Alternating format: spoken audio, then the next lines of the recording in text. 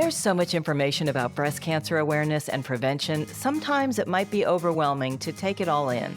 So joining us is plastic surgeon Dr. Alicia Billington to break it down and tell us some of the main things we need to know, and also discuss options in reconstructive surgery and what each involves. Welcome to Baycare Health Chat, a podcast from Baycare Health System. I'm Maggie McKay. Thank you so much for joining us today, Dr. Billington. Thanks so much for having me. I'm excited to be here. You know what? This is a topic that is so important to so many people. So let's just start with who gets breast cancer? Well, the scary thing is anyone can get breast cancer. So it's a disease that we typically think about as happening in older women. But what we're seeing is that younger and younger women are getting breast cancer as well. And I also think it's important to note that men can get breast cancer. So while there is a small percentage, about less than 1% of the overall number of individuals who can get breast cancer, men can get breast cancer as well. And what about prevention? What can we do? So prevention is important. There are lots of things that we do in our daily lives that can contribute to cancer formation. So things like alcohol. We see that even one drink a day can increase your risk of breast cancer 7 to 10%. And if you drink 2 to 3 drinks per day, it can double that risk. So certainly that plays a role. Other things like obesity, especially after menopause, it helps with creation of estrogen, which can feed tumor creation. So obesity is something that people can work on by being more active, losing weight, working on diabetes prevention. And then other things that can affect breast cancer deal with the reproductive system. People who have never had children or who get pregnant after 30 are a little bit of a higher risk of breast cancer. And then it looks like certain contraceptives, particularly oral contraceptives, can have an increased risk of breast cancer, although this does decline after stopping birth control. So what should we be watching out for? What should we be aware of? I think it's very important that every woman does a monthly breast exam. Some of the organizations do not necessarily recommend doing these exams, but I think it's important because every woman needs to know what their breast naturally feels like. And if there's a change, they need to go in and they need to see a physician to see if it is normal or if it's something that's abnormal. Other things that they can look out for are if there's any swelling in part of their breast, if there's any skin dimpling, meaning it can look like an orange peel sometimes if the skin changes. They can see if they have any breast or nipple pain. Sometimes the nipple can retract or change as well. If there's any unusual discharge, or if they have any lymph nodes that feel swollen underneath their armpit and areas like that. The other thing that we can do is get appropriate screening based on our family history and our age. And what do you recommend for screenings? How often and how young, how old?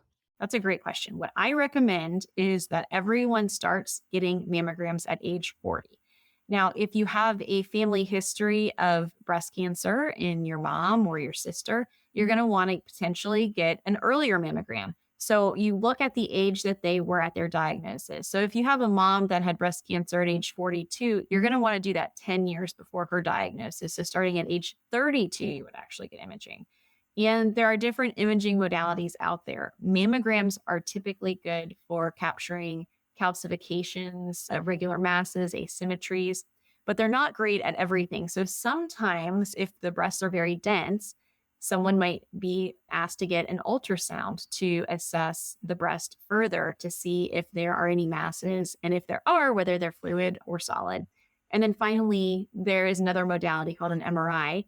And that unfortunately does have a little bit of a higher false positive rate. So we use that as an adjunct. We use it specifically for those that are at a higher risk of getting breast cancer as a screening mechanism. What types of treatment are there for breast cancer? The treatment really depends on the type of breast cancer that the individual has. So it also depends on the size, the location, whether it's one breast or both breasts, whether there's disease in the lymph nodes as well. So the first thing I think most people typically think of is surgery, and surgery can be on a smaller scale, taking the cancer out and tissue around it, and that's called a lumpectomy. Or it can involve taking out all of the breast tissue, and that's called a mastectomy. So when someone has a lumpectomy, because it's not taking the whole breast out, you have to additionally have radiation to decrease your risks. And the studies show that a lumpectomy plus radiation has been equivalent to a mastectomy. The other modalities of treatment, in addition to radiation, which I've already mentioned, are chemotherapy. There are also hormonal drugs that we use now that specifically target estrogen creation. And there are other targeted drug therapies, such as monoclonal antibodies, and then even immunotherapies that attack certain key pathways in the cancer genesis. So basically, everyone's different. It depends what kind you have and maybe. Absolutely. Everyone is different. So you could have two best friends that have breast cancer in the same breast, and they get completely different treatments based on the tumor location. One might be right underneath the nipple areola complex, so the nipple might have to be taken. One might be, way larger than the other, and that can affect the incision placement. So all of these things really matter. It's a complex decision tree. And when it comes to reconstruction, what types are there? I always start by telling patients the first option is no reconstruction, because sometimes people don't know that that's even an option. So the first thing I tell patients is you can go completely flat if you are getting a mastectomy. Sometimes when you go completely flat, you can get a concavity deformity, and some patients might desire a little bit of fat grafting kind of to flatten that area out a little bit more. So that's the first option. The second option I talk to patients about is what most patients are more familiar with, which is an implant-based reconstruction. Sometimes we cannot put an implant in at the time of the mastectomy because the tissue might be too thin, or we might have had to take a lot of skin with the mastectomy.